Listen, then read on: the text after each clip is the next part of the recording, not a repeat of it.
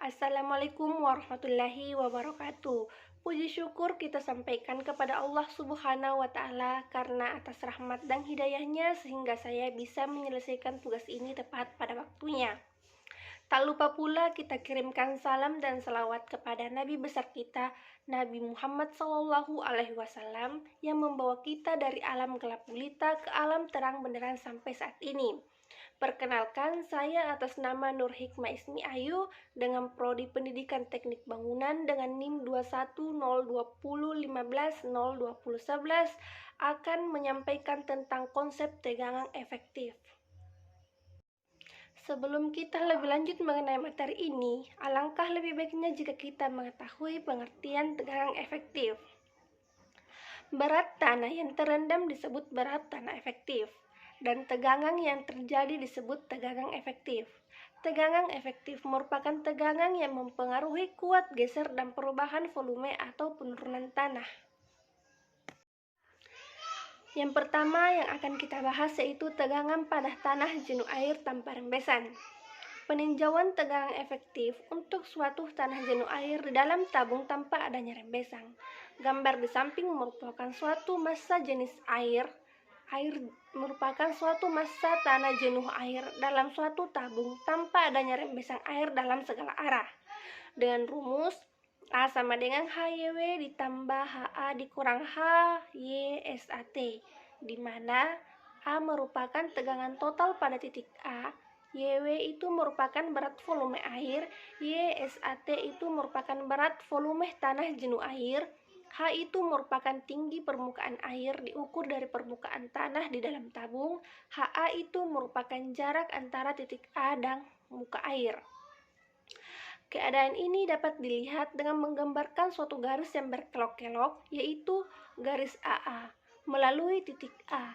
Garis tersebut dibuat sedemikian rupa sehingga hanya melalui titik-titik sentuh antara butiran tanah saja, misalkan P1, P2, P3 sampai dengan Pn, adalah gaya-gaya yang bekerja pada titik sentuh antara butiran tadi.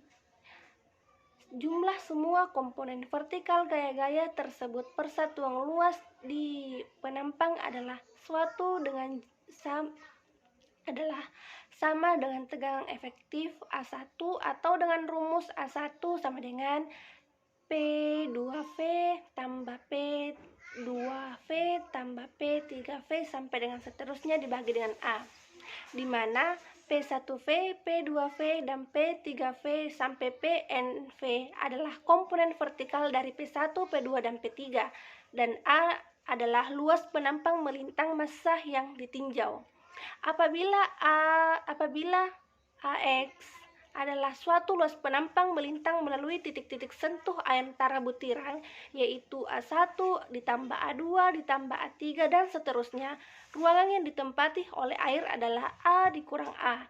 Jadi kita dapat menulis rumus A sama dengan A, atas ditambah U dalam kurung A dikurang A per A sama dengan A, atas ditambah U dalam kurung 1 dikurang A.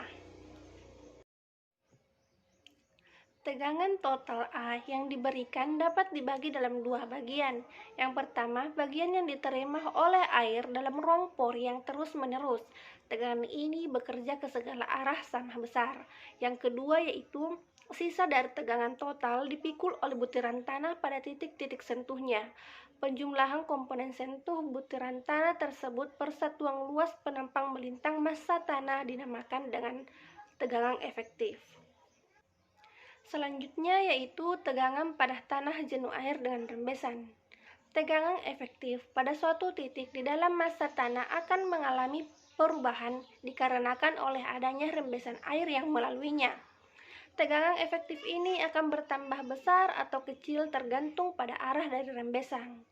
Tegangan pada tanah jenuh air ini terbagi menjadi dua, yaitu ada rembesan air ke atas dan rembesan air ke bawah.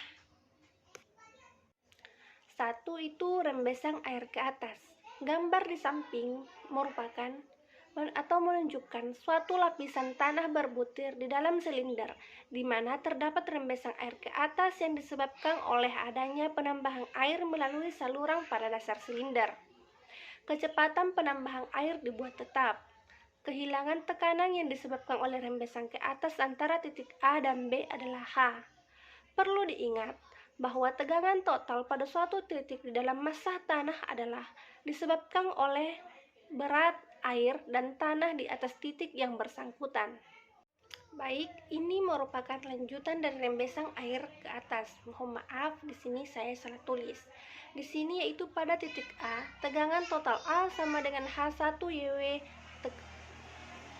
tekanan air pori yaitu UA sama dengan H1 YW, dan tegangan efektif itu A, atas sama dengan A dikurang UA sama dengan 0.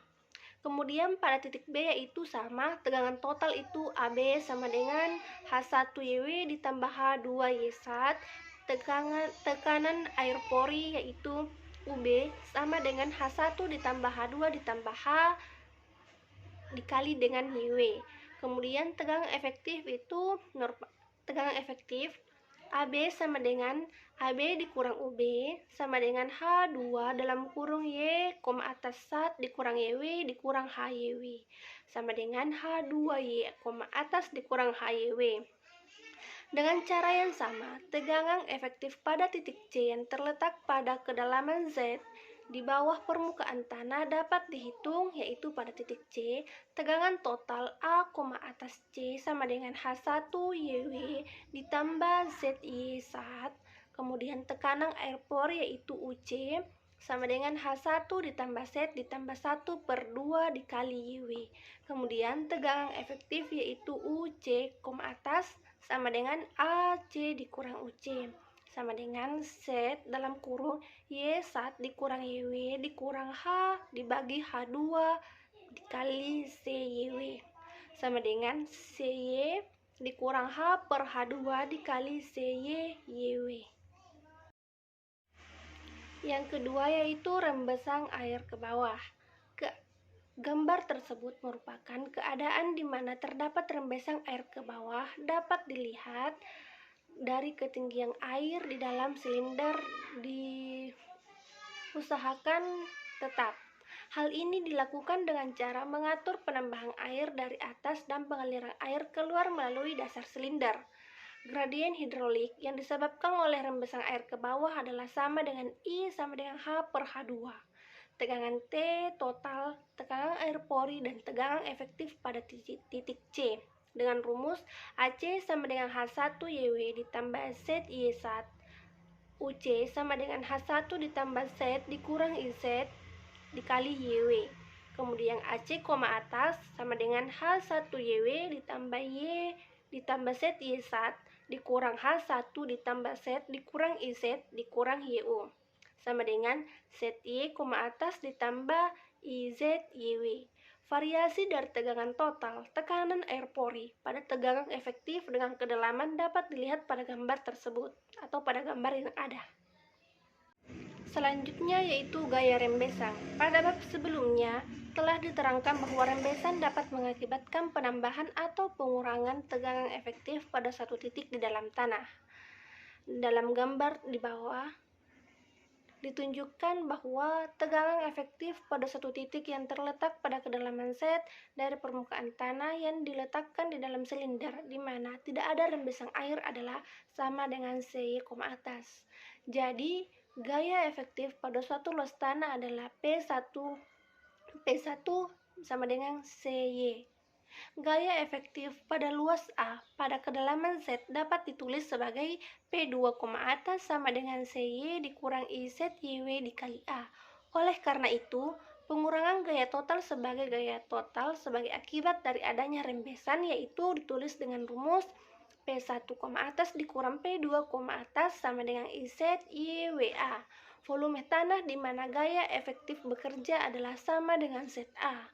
Jadi, gaya efektif persatuan volume adalah P1, atas dikurang P2 atas dibagi dengan volume tanah sama dengan IZYHA per ZA sama dengan IYH. Kemudian ada penggelembungan pada tanah yang disebabkan oleh rembesan di sekeliling turap. Gaya rembesan persatuan volume tanah dapat dihitung untuk memeriksa kemungkinan keruntuhan suatu turap di mana rembesan dalam tanah mungkin dapat menyebabkan penggelembungan atau heave pada daerah hill pada gambar di samping. Setelah melakukan banyak model percobaan, Tergizi pada tahun 1922 menyimpulkan bahwa penggelembungan pada umumnya terjadi pada daerah sampai sejauh D/2 dari turap di mana D adalah ke dalam pemancangan turap dengan rumus Fc sama dengan W, atas per U, di mana Fs itu merupakan faktor kesamaan dan W, atas itu merupakan berat tanah basah di daerah gelembung per satuan lebar turap. Kita bisa melihat gambarnya bahwa A itu merupakan pemeriksaan terhadap penggelembungan heave yang disebabkan pada bagian hilir dari turap yang dipancang untuk sampai dengan di lapisan tanah tembus air. Kemudian B itu merupakan pembesaran daerah penggelembungan. Selanjutnya yaitu ada tegangan efektif di dalam tanah jenuh sebagian. Dari hasil percobaan di laboratorium Bishop, Alt, Big, dan Denol pada tahun 1960 menyajikan suatu persamaan tegangan efektif untuk tanah yang jenuh, yaitu A, atas sama dengan A, atas dikurang UA ditambah X dalam kurung UA dikurang UX, di mana A, atas itu merupakan tegangan efektif, A merupakan tegangan total, UA merupakan tekanan udara pori, dan UE merupakan tekanan air pori. Gambar tersebut itu merupakan di dalam tanah yang jenuh sebagian. Air tidak mengisi seluruh ruang pori yang ada di dalam tanah. Jadi, dalam hal ini terdapat 3 fase, yaitu butiran padat, air pori, dan udara pori. Gambar tersebut bisa dilihat, maka dari itu tegangan total pada setiap titik di dalam tanah terdiri dari tegangan antara butir, tegangan air pori, dan tegangan udara pori. Kemudian kenaikan air kapiler di dalam tanah. Ruang pori di dalam tanah yang berhubungan satu sama lain dapat berperilaku sebagai kumpulan tabung kapiler dengan luas penampang yang bervariasi. Gambar tersebut atau gambar di samping itu menunjukkan konsep dasar dari tingginya kenaikan air di dalam pipa kapiler. Tinggi kenaikan air di dalam pipa kapiler dapat dituliskan dengan rumus yaitu H1 sama dengan rumus yaitu HC sama dengan 4T cos A per D dikali YW, di mana T itu merupakan gaya tarik permukaan, A, atas itu merupakan sudut seluruh antara permukaan air di dalam dinding kapiler, D itu merupakan diameter pipa kapiler, dan YW itu merupakan berat volume. Pada gambar tersebut, pada gambar A kita melihat bahwa kenaikan air di dalam pipa kapiler. Gambar B itu merupakan tekanan di sepanjang tinggi kenaikan air adalah pipa kapiler, atau tekanan atmosfer diambil sebagian dead room. Selanjutnya yang terakhir yaitu tegangan efektif di dalam zona kenaikan air. Hubungan umum antara tegangan total, tegangan efektif, dan tekanan air pori dituliskan sebagai A sama dengan A, atas ditambah U. Apabila terdapat lapisan jenuh air sebagian yang disebabkan oleh kapilaritas, maka tegangan air pori dapat dituliskan sebagai rumus yaitu U sama dengan minus dalam kurung S per 100 dikali YW dikali H, di mana S itu merupakan derajat kejenuhan dalam persen. Baik, mungkin itu saja yang dapat saya jelaskan. Kurang dan lebihnya mohon dimaafkan. Saya tutup dengan ucapan wassalamualaikum warahmatullahi wabarakatuh dan terima kasih.